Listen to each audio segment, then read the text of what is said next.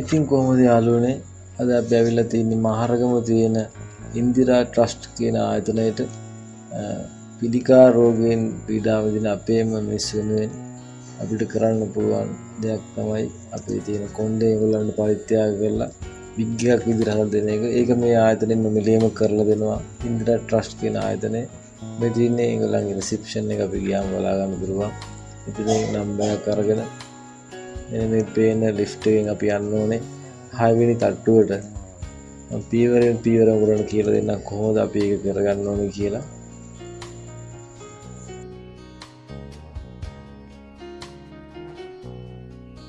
මේ තියෙන යාළුවනේ අපි 6 වෙනි තට්ටුවට ආවට පස්සේ අපිට බලා ගන්න පුළුවන් දේවල්. මෙතන මේ පිළිකාවෙන් පීඩා වෙන පුංචි ළමයින්ට සෙල්ලම් කරන්න පොඩියට හදලා තියෙනවා ඒගොල්ලෝ. ඒ වගේම මේ ඇතුලේ පේන කොටසේ අපිට පොඩි ලෙක්චර් එකක් දෙනවා. ගියාට පස්සේ ඒ කවුද මේක කරන්නේ, කවුද ඩොනේට් කරන්නේ කියන මේකට මුදල් යනවා විග් එක හදන්න ඒවට උදව් කරන්නේ කවුද, ඒතර මේක කොහොමද විග් එකක් හදලා ඒ ළමයින්ට හරිය වැඩි පිළිකාවක් වෙන කට්ටියට දෙන්නේ. මේ තියෙන්නේ ආවෙන් තට්ටුවෙන් පොඩ්ඩක් අපිට එළියට එන්න පුළුවන්කම තියෙනවා. එදා අපි යන දවසේ 300ක් විතර කට්ටිය ඉඳියා. අපි යනකොට ඇත්තටම මේගොල්ලෝ ලන්ච් එකට නවත්තලා තිබුණා. අපි ටික වෙලාවක් එළිය බලාගෙන ඉන්න උනා. ඇත්තටම මේ ගොඩක් සන්තෝෂයි. මේ සෑහෙන දිනක් ඇවිල්ලා ඉන්නවා 300ක් කියලා කියන්නේ එක දවසකට සෑහෙන ලොකු ප්‍රමාණයක්. මේ තියෙන්නේ එළියේ අපිට බලා ගන්න පුළුවන් දේවල් ඇත්තටම හරි ලස්සනයි. මේ මහරගම ටවුන් එකේ වගේම මහරගම ඇහැට ටික ගොඩක් පේනවා අපිට. මේ තින්නේ උඩ ගහක් පවලා තියෙනවා මැද්දේ ටික ලොකුවට. ඇත්තටම මේ හොඳ ගුණයක් කියනවා. හොඳ පරිසරයක් තියෙන තැනක් එතන. ඇත්තට මේ වගේ දෙයක් සංවිධානය කරන එක ගැනත් අපි සන්තෝෂ වෙන්න ඕනේ. අපිට කරන්න පුළුවන් දේවල් ගොඩක් නැහැ පිළිකාවකින් පීඩා වේද පුද්ගලයන් වෙනුවෙන්. මේ තියෙන මේ වැටේ ගහලා තියෙන වැට උඩ නගින්න එපා. මොකද වැට උඩ නගලා වැටුනොත් එම් කට්ටු 6ක් බිමට තමයි වැටෙන්නේ. එන්න මේකේ එංගලු අවදානම් බෝඩ් ගහලා දෙනවා වැට වලට නගින්න එපා. අනවශ්‍ය විදිහට උඩ පණේ නගින්න එපා කියන එක. ඉතින් පස්සේ අපිට යන්න කියනවා 3 වෙනි තට්ටුවට. එතන මේගොල්ලෝ පොඩි ට්‍රීට්මන්ට් එකක් දෙනවා අපිට. මේ ඒ යන ඔක්කොම කට්ටියට මේගොල්ලෝ සොෆ්ට් ඩ්‍රින්ක් එකක් දෙනවා. මොකද සමහර කට්ටිය ගොඩාක් දුරින් ඉඳන් ආපු කට්ටිය ඉන්නවා. මම දැක්ක ඒ කට්ටිය ඇවිල්ලා ඉඳියා මේ අනුරාධපුරේ ඉඳලා කොණ්ඩේ පරිත්‍යාග කරන්න. ඇත්තටම මේ ලොකු දෙයක් තමයි මේ අපි තැන් වලින් කරන්න පුළුවන් කෙනෙක් ඉන්නවා නම් ඇවිල්ලා තමන්ගේ නිකන් ලැබෙන හිසකෙස් පුළුවන් නම් දීලා යන්න.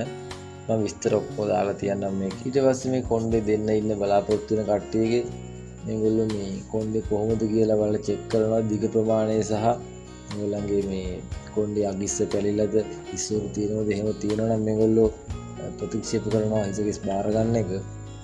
මෙතන ගොඩක් කට්ටියගේ එන ගොඩාක් කට්ටිය නම් කොණ්ඩේ ගන්න සමහරක් ටික දෙනෙකුගේ ගන්න නැහැ.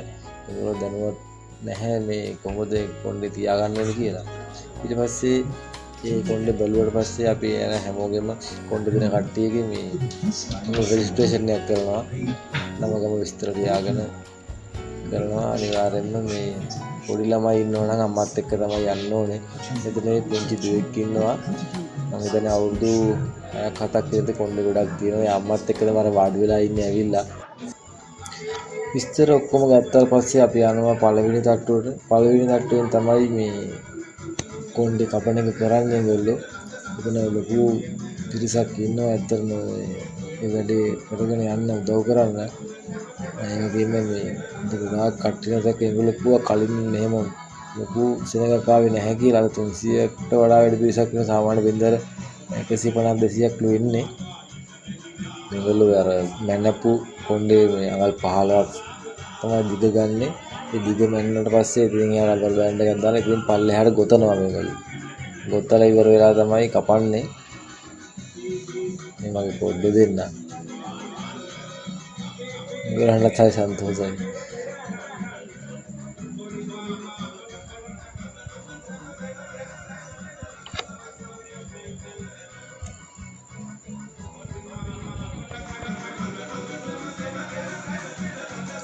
මම වීඩියෝ එක පහලින් දාලා තියන්නම් මේගොල්ලන්ව සම්බන්ධ කරගන්න පුළුවන් ලින්ක් එක. මේ සමහර කට්ටිය මේක ඔන්ලයින් රෙජිස්ටර් වෙනවා. අපි නම් ඔන්ලයින් රෙජිස්ටර් වෙලා ගියේ. සමහර කට්ටිය ඔන්ලයින් රෙජිස්ටර් වෙලා නැහැ. නිකම්ම මේ හැම මාසෙම අන්තිම බදාදට කොණ්ඩේ ගන්න නිසා ඒගොල්ලෝ මට 4-5 දිනක් හම්බුණා නිකම් ගිහිල්ලා මේ කොණ්ඩේ දෙනවා ඒගොල්ලෝ.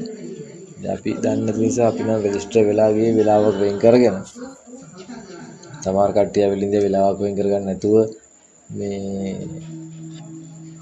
ඇවිල්ලා තිබුණා ඒගොල්ලන්ගේ කොණ්ඩේ දෙන්න කියලා. ඒගොල්ලන්ගේ කොණ්ඩේ ගත්තා ගැටලුවක් උනේ නැහැ.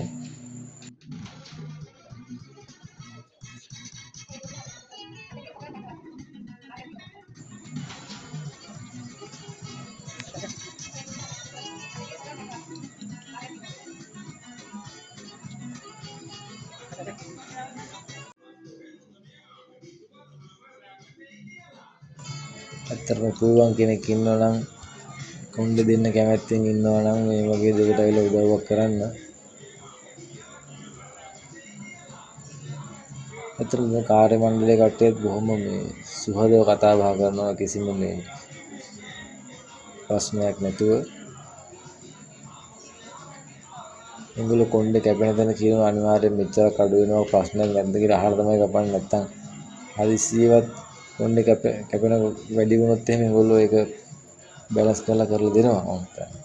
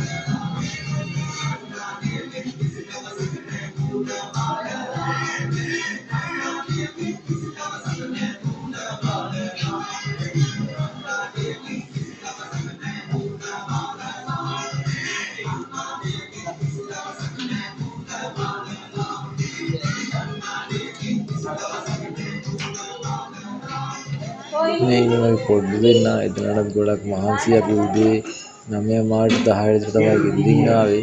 දැන් වෙලාව 2:45යි. එතනත් හරි අමාරුවෙන් තමයි ඉන්නේ. ලොකු කියලා නම් පැත්ත ගහලා ඉන්නවා.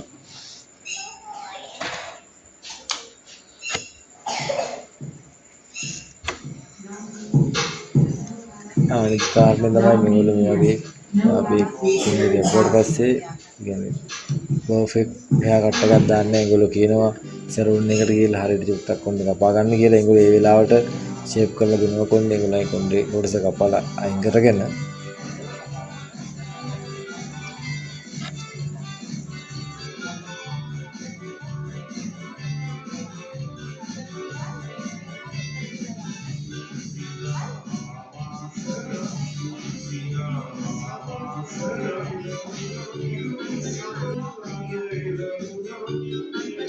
අර උඩදී රෙජිස්ටර් කරගත්ත ඉතින් මේගොල්ලෝ අපිට සර්ටිෆිකේට් එකක් දෙනවා කොණ්ඩේ ඩොනේට් කරා කියලා. මේ මගේ වයිෆ් කොණ්ඩේ ඩොනේට් කරාට පස්සේ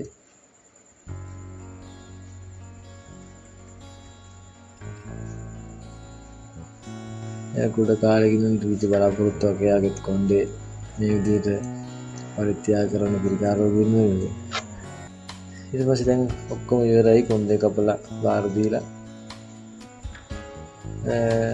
මෙහා පැත්තේ බින් එකක් තියෙනවා. බින් 4ක් තියෙනවා. ඒ කියන්නේ සාමාන්‍ය normal hair එක, curl hair තියෙනවා, color කරපු hair තියෙනවා, straight hair තියෙනවා. බින් 4ක් තියෙන්නේ. බින් 4. මේ බින් 4 මද ගොඩක් දුරට පිරීලා තිබුණේ. 300ගේ කොණ්ඩෙක් කියලා කියන්නේ ඉතින් සෑහෙන කොණ්ඩයක්. ඕගොල්ලොත් එන්න උදව්වක් කරන්න මේ අසරණ පිළිකා රෝගීන් නෙමෙයි. අපි ගිහිල්ලා එන්න උත්සාහයි.